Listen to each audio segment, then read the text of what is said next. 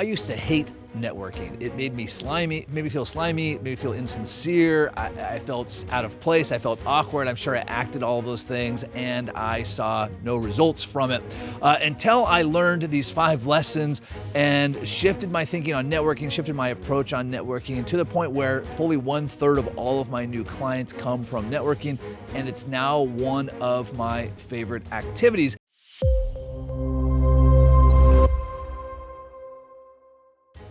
It wasn't that I got this great haircut or that I suddenly learned how to dress well or whatever the case may be, or I became one of the cool kids. It was just I kind of learned these 5 lessons that I want to pass on to you because I know a lot of advisors feel the same way. Like they understand that they're supposed to network, right? They're supposed to go out and golf and glad hand the high rollers. But again, it feels insincere, incongruent, and so they avoid it. And I used to avoid it as well. I would skip networking opportunities, or I would go to the wrong ones, or I would play my hand wrong, or I would be too forward or not forward enough. Basically, like every networking mistake you can imagine I made. For those of you who don't know me, I'm Matthew Jarvis, and I built a $2 million a year practice that I recently exited for 8 figures. And as I mentioned, fully 1/3 of those clients of that $2 million in revenue came from my networking activities. So here are the 5 things you need to keep in mind when you network that worked so well for me. Number 1 is that you need to practice more. Now, this may not seem like super, high-end advice, but it's just the truth, right? And how do I know you need to practice more? Because if I walk up to you and I say, hey, what's your name? You're gonna say, oh, my name's Matthew Jarvis. If I say, well, hey, what do you do? Suddenly you're gonna say things like, well, I provide comprehensive wealth management strategies, comprehensive second opinions. Like it's super awkward because you don't know, you haven't practiced it. You're hoping that it's just going to work, right? When people say, hey, how's work going? You say, well, that's okay. Like you waste those opportunities, right? And so you need to practice. Now, in my book, I talk about this, how to design an elevator pitch that actually works. Hint, it's not a pitch at all, but you need to practice. Now, some of that is just getting more reps in. You need to go to more events. Now, the type of events you go to are really important. Going to things like Chamber of Commerce meetings or networking meetings typically are a bad idea, unless you're just kind of going there for curiosity's sake, because everyone is there to sell. No one is there to buy. And so you'll have a much better time networking if you're going to things that you love. I've talked about this in other videos where I would go to things like rock climbing activities or my kids' school and I would volunteer there, or I would go to charitable organizations that I was passionate about because I had a reason to be there. It felt very sincere to me. For example, we used to have a hospital in our town that was a community hospital. It wasn't part of a big chain. And my kids had been born there. I was very passionate about supporting this hospital. And so when it came to their events, I had no problem going because it felt so sincere. I wasn't going there specifically to get clients. I was going there to support the organization. Same way when I went to my kids' schools activities. I wasn't going there to get clients, though I often did. I was going there to support their school. And so get practice in the safest environments that you can. Rule number 2, or item number 2 on networking is you need to go with the idea that you're going to learn, that you're going to give, not receive.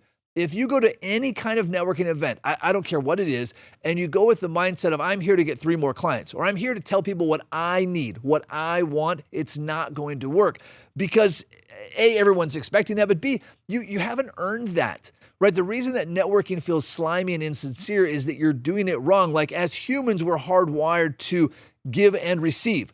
And we're also very hardwired to be cautious of people that are just taking, right? Because our early ancestors had to give and receive goods to survive. But if somebody showed up in the village and just wanted to take everything, that would lead to the village starving to death. And so we're just hardwired to be very apprehensive of people that are trying to take.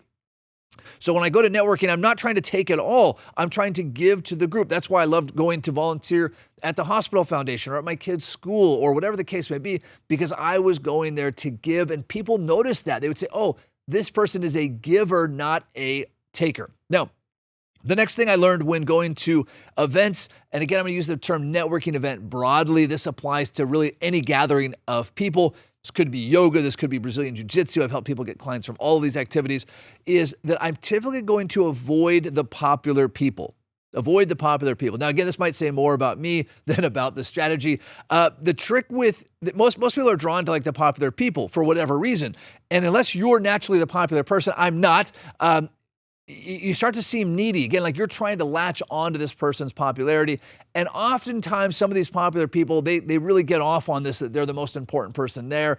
And part of that is by pushing people away. So they're saying, hey, listen, only the cool kids can be around me because I'm the cool kid and you can go away. Now, this is not universally true and it's not intended as an insult on popular people. But if I'm trying to have maximum effectiveness at an event, I'm going to seek out typically the quietest person there. This is true for advisor conferences. It's true for networking events. It's true for whatever I'm at. I like to find the person that seems like they have wisdom, right? It's usually the person sitting towards the back. They're sitting a little more quietly. They're not trying to command the stage. They're not trying to show off how important they are, but they're the kind of person that's really getting things done. This also goes back to my rule number 1 of practicing. They're often the easiest person to network with because there's not a line of people trying to talk to them or trying to impress them. And so when I go into a room and I look through the room and I can see who the popular kids are, the popular table, I say, okay, that's nice. Let me go see the not popular table and let me go sit down and join that group and learn from them. This leads us to number 4 rule of networking, which is pay people respect by listening to them. This is a critical strategy because when I go to a networking event, again, I mentioned I'm there to give, not to receive, but what can I give? Especially if I'm newer in an industry or in a hobby, like what can I offer? Like I can't go to a new hobby and tell them how to play pickleball better. I'm not very good at that.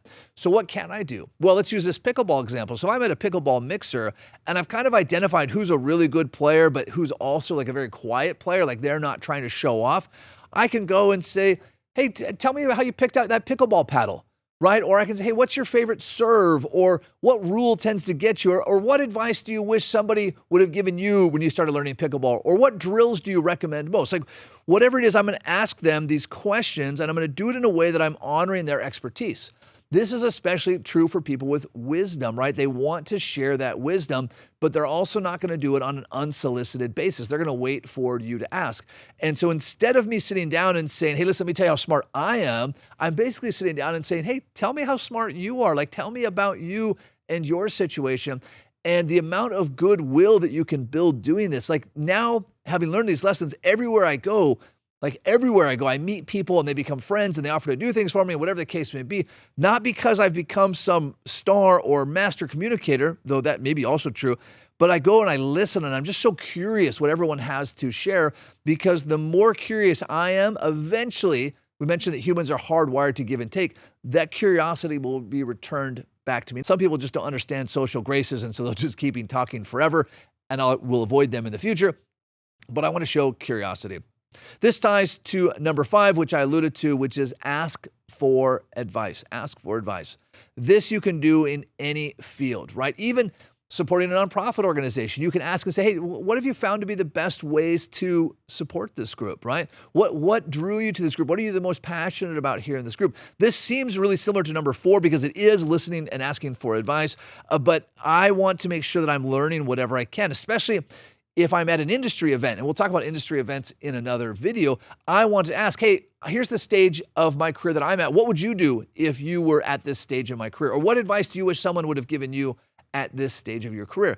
And so by implementing these strategies, again, I'm going to events as a giver, not a taker. So instead of feeling slimy and insincere, I feel like I'm really adding to this group, if only by listening to what everyone else has to say. If you found this video helpful and you'd like to get more clients through networking, check out my book, Delivering Massive Value, which you can find in the link below. I have entire chapters dedicated to how, again, I built 1/3 of my practice on networking. And until next time, happy planning.